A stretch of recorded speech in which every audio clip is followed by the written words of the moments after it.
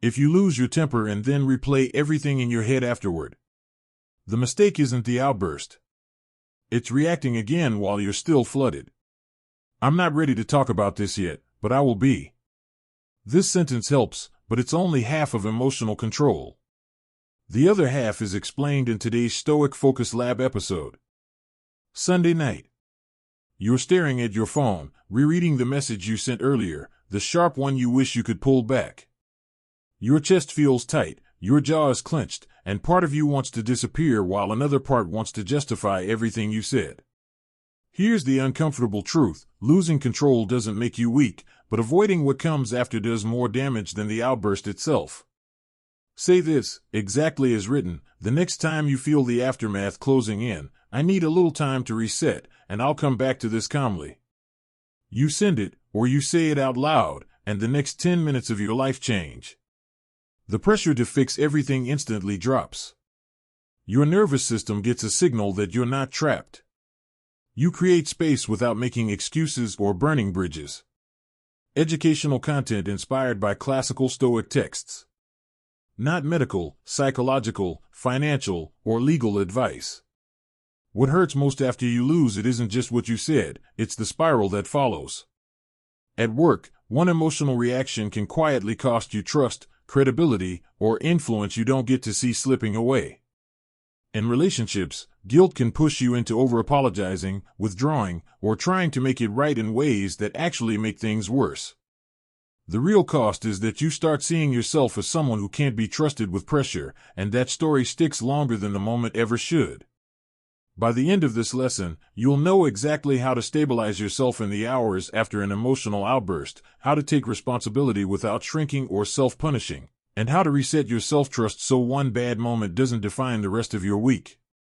Stay with me until the very end, and while you're here, hit like, tap subscribe, and share your thoughts in the comments. First, you'll learn how to stop the emotional damage from spreading once the moment has already passed. Next, you'll see how to respond in a way that preserves your dignity without pretending nothing happened. Then, you'll practice a simple reset that brings your body back online so your mind can follow. Finally, you'll see how this plays out in a real situation where old habits almost take over. There's a specific moment later we'll come back to, the one where you're tempted to send a long explanation or apology that feels honest but quietly erodes your position. When you see how to handle that moment differently, something clicks. Right now, understand this: emotional control isn't about never losing it. It's about how quickly and cleanly you recover afterward. Most people think the damage is done the second their voice rises or their message goes out. That belief keeps them stuck in shame, defensiveness, or avoidance. You don't need better emotions in the moment, you need a better recovery process afterward. When you lose control, your system is overloaded. Adrenaline is still high, your thinking is narrow, and your body hasn't caught up to the fact that the threat is over. Trying to fix things immediately from that state usually backfires. You either explain too much, apologize in a way that sounds unsure, or say something else you later regret. The goal isn't to erase the outburst. The goal is to contain it. Think about the last time this happened. The argument that lingered. The email you rewrote 10 times. The awkward silence that followed because you didn't know what the right move was. That uncertainty is the real problem. When you don't know what to do next, your emotions stay in charge longer than they need to. This lesson gives you a sequence, not to suppress emotion, not to pretend you're calm, but to move from reaction back to choice. Once you have that sequence, the guilt loses its grip. You stop rehearsing the moment in your head. You sleep better that night. And the next interaction doesn't feel like a test of your character. You're not here to become emotionless. You're here to become reliable under pressure, especially to yourself. And that starts right after you lose it, not before. I'm not ready to talk about this yet, but I will be. Say that sentence slowly, either out loud or in your head, as soon as you notice the urge to fix, explain, or justify what just happened. That one line does something powerful. It interrupts the reflex to keep engaging while you're still emotionally flooded, and it signals responsibility without surrendering control. This works because after an emotional outburst, your brain is still acting as if the threat is active. Your body hasn't caught up to the timeline. The mistake most people make is assuming that because the argument ended, the danger is over. It isn't, at least not to your nervous system. When you rush to respond, you're still operating from the same reactive state that caused the problem in the first place. That's why explanations come out messy, apologies sound hollow, or you say one more thing that reopens the wound. The sentence you just heard buys you time while preserving trust. It tells the other person, and yourself, that you're not avoiding the issue, you're containing it. Picture a North American work moment. You snapped in a meeting or sent a short, sharp Slack message late in the afternoon. An hour later, the guilt sets in. You're replaying it while pretending to focus on your screen. Your fingers hover over the keyboard, ready to type a long follow-up explaining your stress, your intentions, and your side. This is the danger zone. Instead of sending the explanation, you send one line, "I'm not ready to talk about this yet, but I will be." The room inside your head gets quieter. You've stopped the bleed. You've prevented yourself from making the situation worse while still owning that something needs to be addressed. The tiny action today is simple and measurable. The next time you feel the urge to immediately repair after losing control, delay your response by at least 20 minutes and use that exact sentence if contact is required. Not a paragraph. Not a justification. One line. Then step away from the conversation completely for those 20 minutes. Set a timer if you need to. This isn't avoidance, it's containment. Now slow this down for a moment. Wherever you are, let your shoulders drop. Unclench your jaw. Take one breath in through your nose for 4 seconds, then let it out through your mouth for 6. As you exhale, remind yourself, the moment already happened, and I don't have to solve it right now. This isn't about calming down perfectly, it's about signaling safety to your body so your thinking can widen again. There's an old Stoic idea tucked quietly behind this practice, echoed in Epictetus's reminder that it's not events themselves that disturb us, but our judgments about them. Right after an outburst, your judgment is distorted. Time restores proportion. Distance restores choice. The sentence gives you both. Notice how this connects back to what we opened with, the regret, the rereading, and the urge to disappear or defend yourself. That spiral feeds on urgency. When you remove urgency, the spiral loses oxygen. You're no longer trapped between saying nothing and saying everything. You've chosen a third option, pause with intention.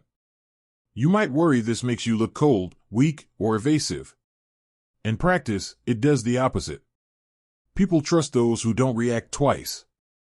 They trust someone who can say, "I'll come back to this," and actually do it. More importantly, you start trusting yourself again. You're no longer the person who loses control and then scrambles. You're the person who loses control and then stabilizes. Hold on to this, because in the next part, we'll deal with the moment after the pause, the subtle mistake people make when they finally do come back to the conversation, and how to correct it without groveling or pretending nothing happened. It's the next morning. You're in the shower or driving to work, replaying the moment again, but now with a different kind of pressure. You didn't explode again. You didn't send the long message. But you feel the pull to clean everything up in one move, to apologize so thoroughly that the discomfort disappears for good. That's the mistake. After you lose control, the most common overcorrection is emotional overpayment. You apologize for your tone, your timing, your personality, your stress, your childhood, and your entire existence. It sounds sincere, but underneath it is fear. Fear of being seen as the problem, fear of losing approval, fear that one mistake defines you. This kind of apology doesn't restore balance. It shifts power, confuses the issue, and often invites the same dynamic to repeat. The correction is simpler than you expect, and it's uncomfortable in a different way. When you return to the conversation, you take responsibility for impact, not for your identity. The script is short and steady. "I didn't handle that well earlier. Here's what I should have done instead." That's it. No backstory. No self-attack. No emotional debt. This works because people don't need you to suffer in order to trust you. They need clarity and predictability. When you name the behavior that missed the mark and pair it with a better alternative, you signal competence under pressure. You're not asking for forgiveness as a favor, you're demonstrating self-correction. Psychologically, this reduces defensiveness on both sides. The other person doesn't have to reassure you or manage your guilt. The conversation stays grounded in reality. Imagine a relationship moment. You raised your voice during a disagreement the night before. The air is still tense the next day. Old patterns whisper that you should either pretend nothing happened or unload a heartfelt apology that leaves you feeling smaller afterward. Instead, you wait for a natural opening and say, "I didn't handle that well last night. I should have paused instead of raising my voice." Then you stop. The pause matters. You've owned the action and named the correction. You haven't asked the other person to fix your feelings or confirm your worth. The tiny action here is precise. The next time you repair after losing control, limit yourself to 2 sentences, one that names what you did, and one that names what you'll do differently next time. If you catch yourself adding explanations, stop and come back to the script. You're not being incomplete, you're being disciplined.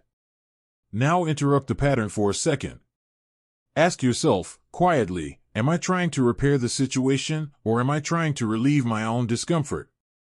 That question creates just enough space to choose differently. Take one slow breath in, one slow breath out, and let the urge to over-explain pass without acting on it.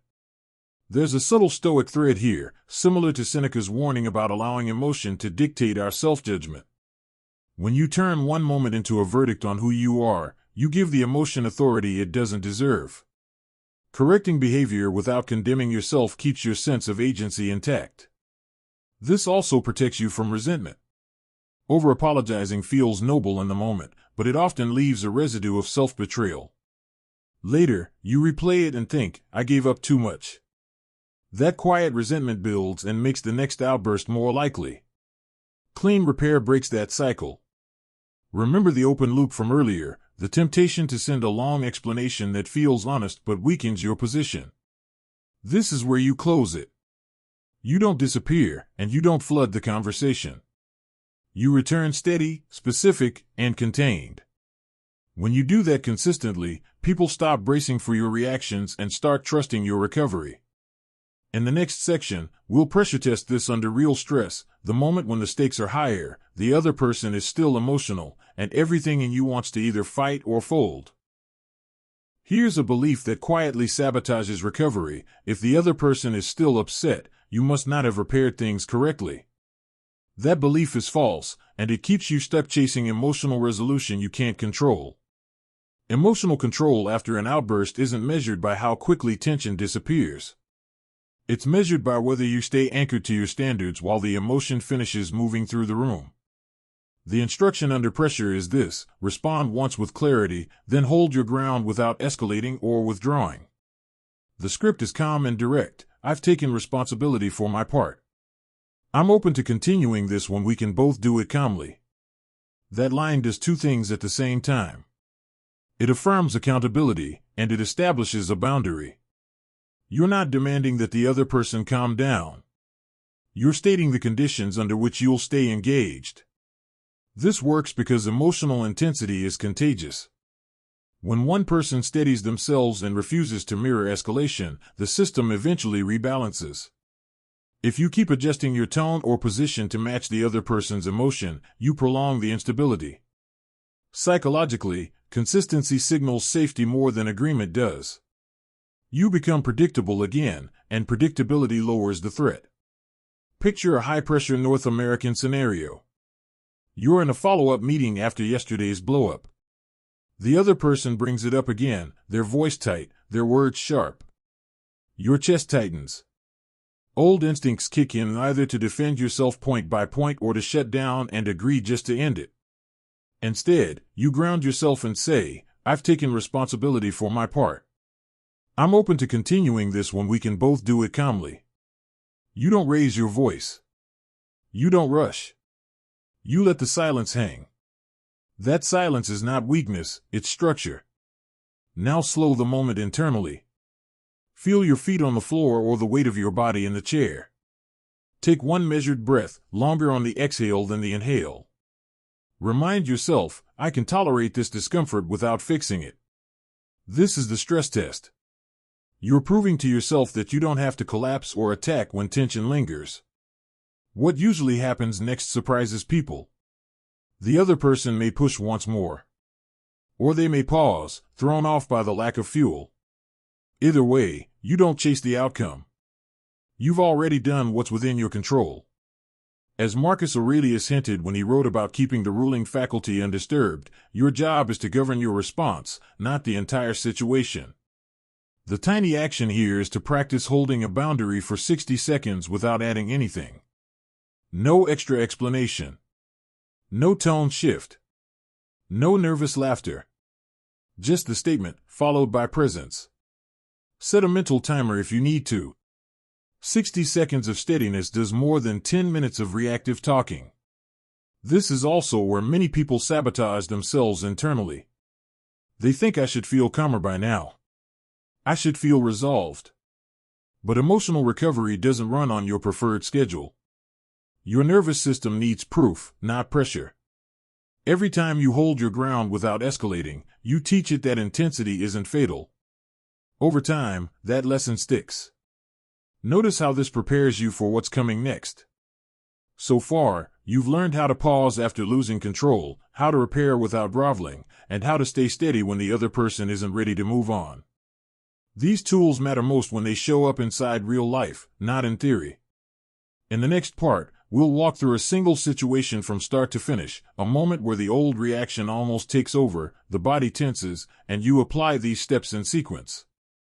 When you see how it plays out, the process becomes something you can actually picture yourself using.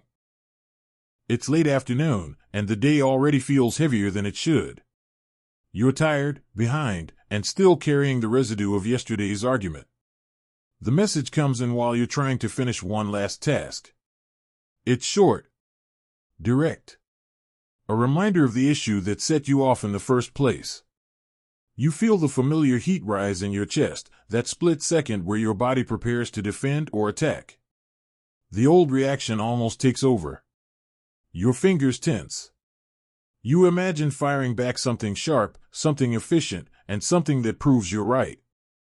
At the same time, another part of you wants to smooth everything over, to apologize again just to make the discomfort stop.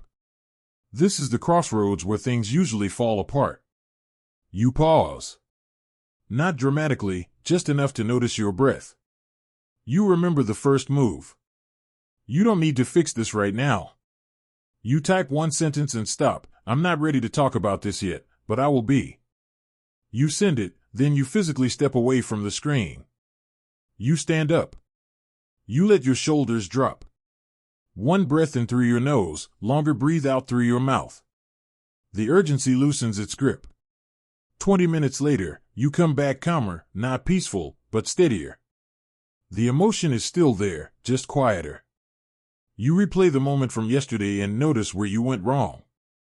Not who you were, but what you did. You raised your voice. You pushed past your own limit. That's the behavior you'll own, and nothing more. When the conversation opens again, you keep it contained. I didn't handle that well yesterday. I should have paused instead of pushing the conversation. You stop there. The silence feels exposed, almost risky, but you hold it. You're not begging for reassurance. You're not stacking explanations. You're letting the correction stand on its own. The other person responds, and they're still tense. The tone hasn't softened. For a moment, doubt creeps in. Maybe you didn't do enough. Maybe you should add more. Your chest tightens again, and the urge to keep talking surges. This is where you would usually either escalate or fold. Instead, you ground yourself in the chair. You feel your feet. You take one slow breath. You remember the third move. You respond once, clearly, without heat. I've taken responsibility for my part. I'm open to continuing this when we can both do it calmly. You don't rush to fill the space afterward. You let the words land. There's a stretch of quiet. It's uncomfortable, but it's clean. You're not performing calmly, you're practicing it. The tension doesn't vanish, but it stops growing. The conversation doesn't spiral. Eventually, it ends, not perfectly resolved, but no longer volatile. That evening feels different from the nights that usually follow a blow-up. You're not replaying every sentence in your head. You're not drafting imaginary messages. You're a little tired, but not drained. Your body recognizes that you didn't abandon yourself this time. You didn't disappear, and you didn't attack. You stayed present without surrendering control. Later, as you get ready for bed, you notice something subtle but important. The story you tell yourself about the incident has changed. It's no longer "I messed everything up." It's "I lost control, and I recovered." That shift matters more than you realize. It's the difference between a moment that weakens your self-trust and one that quietly strengthens it. Nothing about this was dramatic. There was no perfect calm, no instant harmony. But the outcome is observable. The night is quieter. The boundary held. The conflict didn't spread into every corner of your life. And tomorrow doesn't feel like a cleanup operation, it feels like a continuation. That's what recovery looks like in real life. Not erasing emotion, not forcing resolution, but moving through tension with enough structure that it doesn't own you. When you practice this sequence, even imperfectly, you start to realize something steadying. Losing it isn't the end of the story anymore. What everything in this lesson points to is one core distinction that changes how you experience pressure. Reacting to control of the moment, responding takes it back. When you react, your attention scatters outward. You're tracking tone, approval, consequences, and imagined outcomes all at once. When you respond, even after you've already lost control, your attention comes back under your command. You're no longer trying to erase what happened. You're deciding what happens next. That shift is the real definition of emotional control. First, you learned how to stop the emotional damage from spreading after the outburst instead of trying to undo it.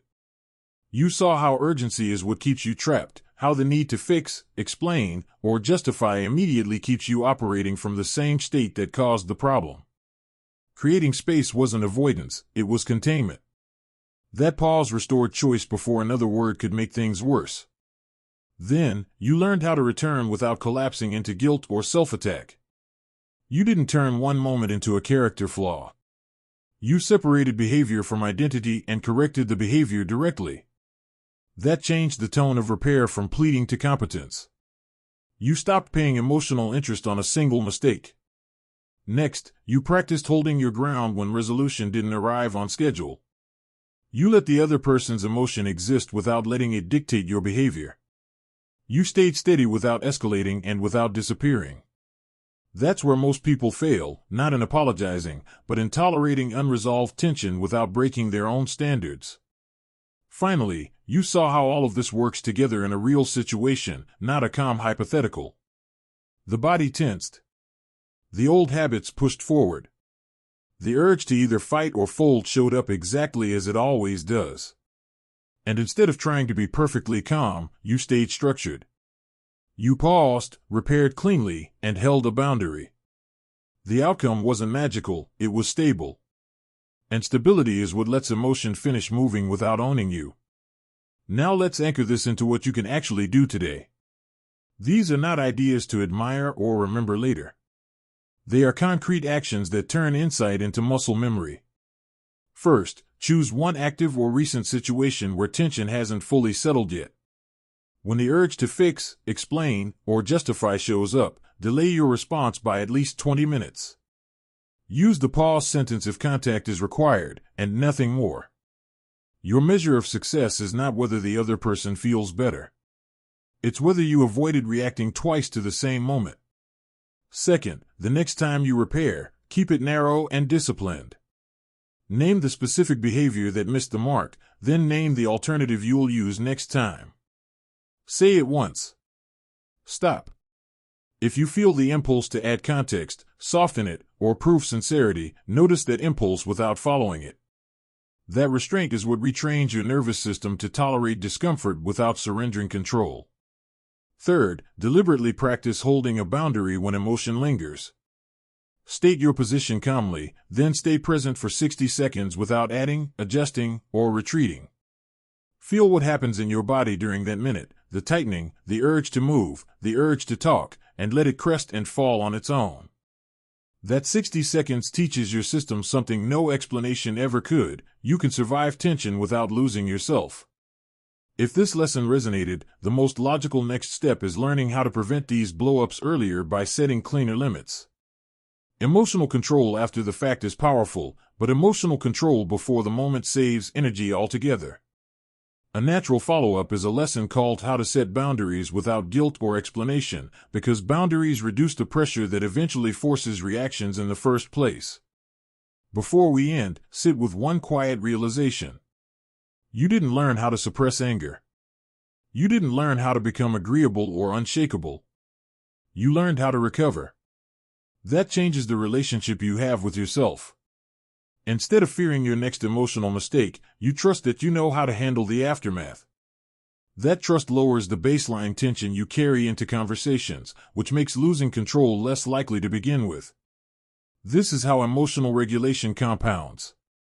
Each clean recovery becomes evidence. Each moment you pause instead of reacting rewires expectation.